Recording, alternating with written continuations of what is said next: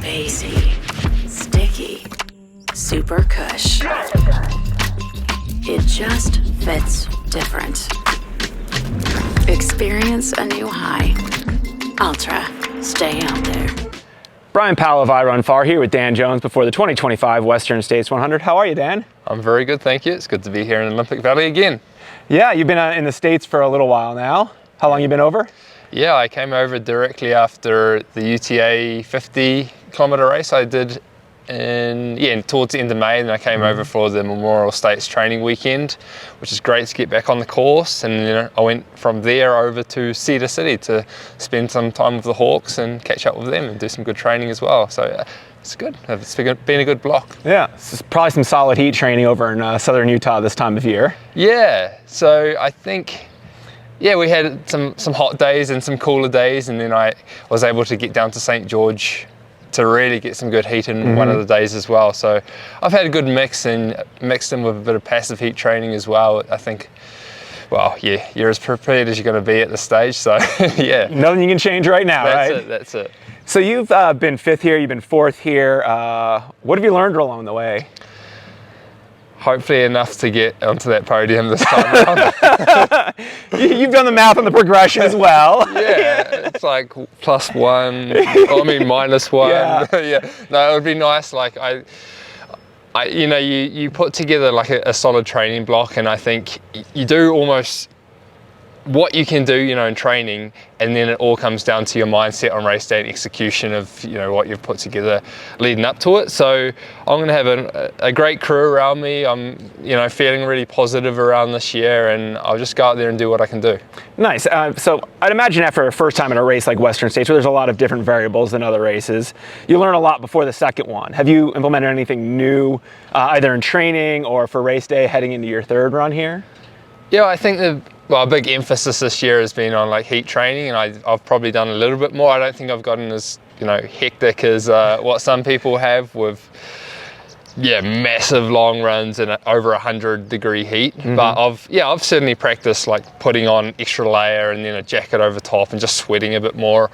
I think each year I've been learning a bit more on my nutrition side of things. Like I've really kept my nutrition side of things simple, but practicing, testing the gut, like making sure that I can basically sustain about 100 plus grams of carbs in most of my races now. Per hour. Yeah. And that's working for you? Yeah, it's worked well, and I mean, I've had a pretty solid season so far with Tarawera and UTA, Lake Sonoma as well, and all of those races, I think, it's just experience, and through that experience, I've learned that I can handle it. I mean, it may be different when it's over 100 degrees in the Caymans, but you've got to also be adaptable as well, and that comes with it. With racing. Did you have that 100 gram per hour approach last year at Western States, or is that more within the since then? It was probably 90 to 100 grams 100%. Last year, and I think I did hit about that. But yeah, I think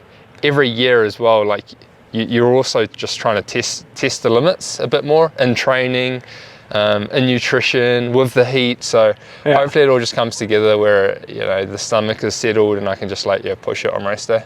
But you're willing to back off that upper limit if conditions. Well, I think you have to sometimes, otherwise you might end up spending more time on the side of the track rather than not. So, on. Aside from your success at Western States, you had a great fourth place at CCC. You won Tarawera 100K, correct? Is your confidence building over the years at running successfully at these really long distances? Yeah, the confidence does as well, and I think you do more of these interviews, you just get used to a bit more of the professional type lifestyle as well. So I've only been with Adidas Terex since just after Tarawera last year, so just over a year now, and I think with their support, I've been able to dial in maybe some of those extra 1%ers at home, just the recovery side of things, the strength side of things as well. I'd say the confidence is definitely high with good performances and just more experience beneath me.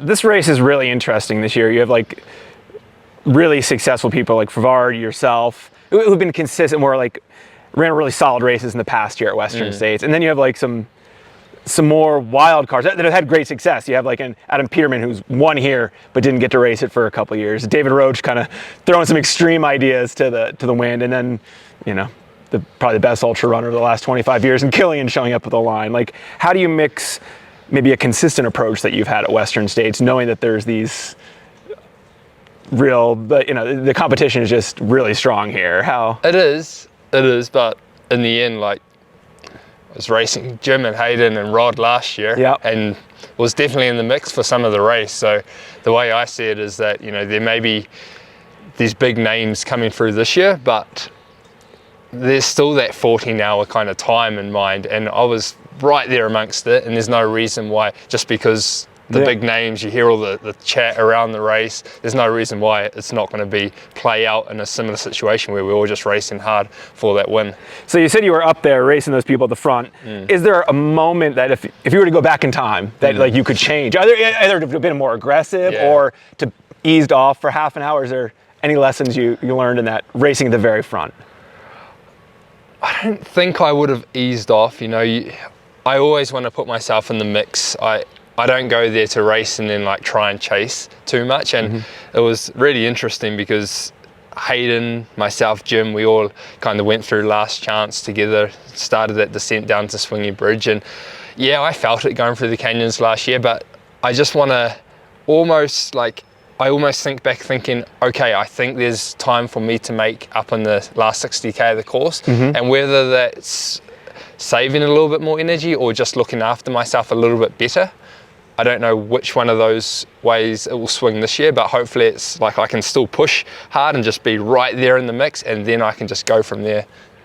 But I don't want to give away my race plan, No worries, no worries. I wasn't trying to get that out of you, but everyone's probably saying the same thing. Is like everyone says there's a lot of racing after Forest Hill, and of course there is. And I think if I've got the legs, there's no reason why I can't finish strong and be in a really. And it's probably going to take one of those magic days where you run really well for 100K and then still have 60K of racing in your legs to win or be on a podium at a race like this. And that's it, because I've had those kind of races before, and I think every year that you turn up to the biggest stage, whether it be UTMB or Western States, then you just hope that race will happen and you do everything in your power to make it happen. But some days it's going to be you're going to be at like 97%.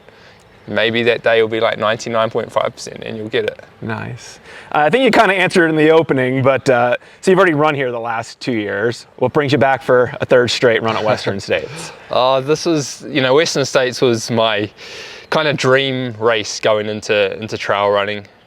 As I transitioned from the road marathon to trail running, I was seeing these YouTube videos, seeing what it takes to win, or just like the effort required to get through that course. And so I will just, continue. I don't know, I say this, I want to just continue having this race on my calendar as long as I can until I get that, top performance. Right on. Well, good to see you, and good luck out there, Dan. Appreciate it.